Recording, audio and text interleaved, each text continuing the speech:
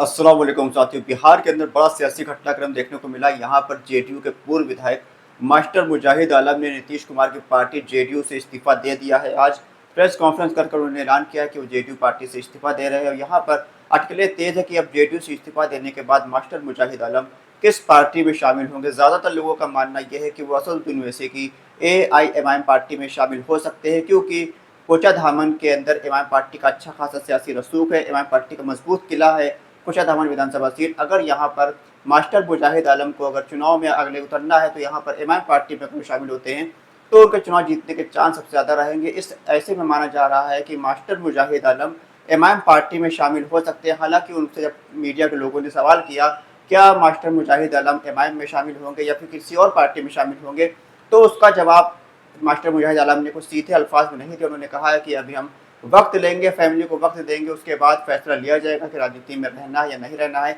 आगे चुनाव जब आएगा, चुनाव के वक्त फैसला लिया जाएगा किस पार्टी में जाना है। हालांकि यहाँ पर दो पार्टियां ऐसे देखने को मिल रही जिसमें मास्टर मुजाहिद आलम शामिल हो सकते हैं। पहली पार्टी है वो AIMIM पार्टी है और दूसरी पार्टी है RJT पार्टी। RJT के अंदर भी खबर चल रही है कि RJT के लोग भी मास्टर मुजाहिद आलम से संपर्क साधे हुए हैं। मास्टर मुजाहिद आलम को अपनी पार्टी में लाना चाहते हैं और चाहते हैं किसी भी तरीके से मास्टर मुजाहिद आलम RJT में शामिल हो जाए। इमाम पार्टी के अब्दुल ईमान साहब ने भी ये कहा है कि हमारे मास्टर मुजाहिद आलम का खैर मकदम है इमाम पार्टी में, अगर वो इमाम में आते हैं तो हम उनका स्वागत करते हैं। अब यहाँ पर इमाम पार्टी की तरफ से तो हरी झंडी मिल चुकी है मास्टर मुजाहिद आलम को। अब मास्टर मुजाहिद आलम को फैसला लेना है कि वो किस पार्टी में जाएंगे। हालांकि मास्टर मुजाहिद आलम काफ़ी मुखालिफ रहे हैं इमाम पार्टी के बैरिस्टर असदुद्दीन ओवैसी के और अख्तरुल ईमान के, ख़ास तौर से अख्तरुल ईमान और मास्टर मुजाहिद आलम के बीच काफ़ी बार यहाँ पर आपस में चुनाव लड़ चुके हैं और कई बार उनको एक दूसरे का मुकाबला भी हो चुका है।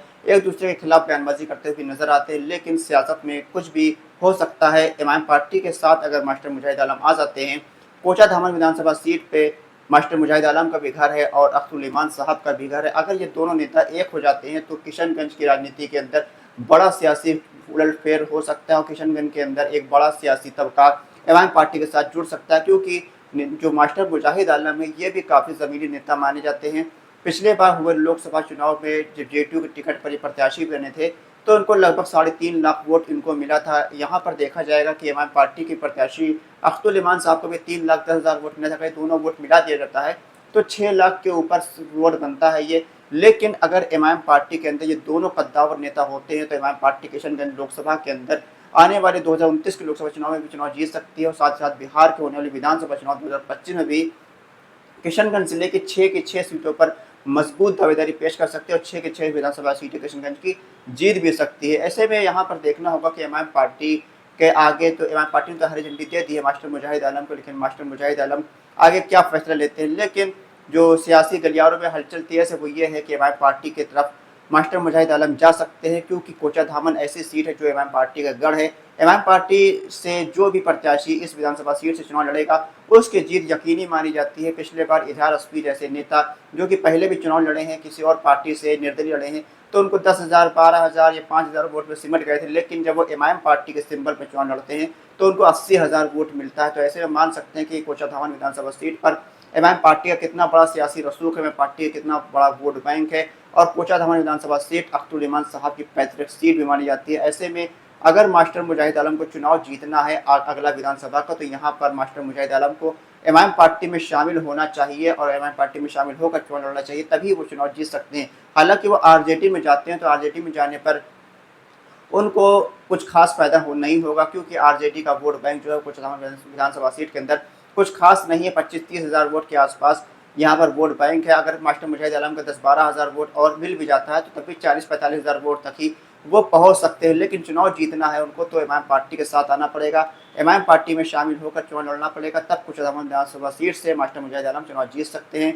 पिछले बार वो JDU के प्रत्याशी थे, उनको तकरीबन 40,000 से ज़्यादा वोट मिला था। इमाम पार्टी के प्रत्याशी इजहार अस्फी को 80,000 वोट मिला था। 36,000 वोट के बड़े मार्जिन से इमाम पार्टी ने सीट पर जीत हासिल की थी। 2024 को लोकसभा चुनाव जब हुआ तो यहाँ पर मास्टर मुजाहिद आलम का भी घर है कोचाधामन में और अख्तरुल ईमान साहब के घर है। अब यह देखना था कि यहाँ पर कौन से नेता के ज़्यादा सपोर्टर मौजूद हैं। तो ऐसे में अख्तरुल ईमान साहब ने बाजी मारी इमाम पार्टी को कोचाधामन विधानसभा सीट से लगभग 68,000 वोट मिला था 2024 के लोकसभा चुनाव में। तो वहीं मास्टर मुजाहिद आलम को लगभग 55,000 वोट मिला था। ऐसे में इमाम पार्टी यहाँ पर काफ़ी मजबूत है।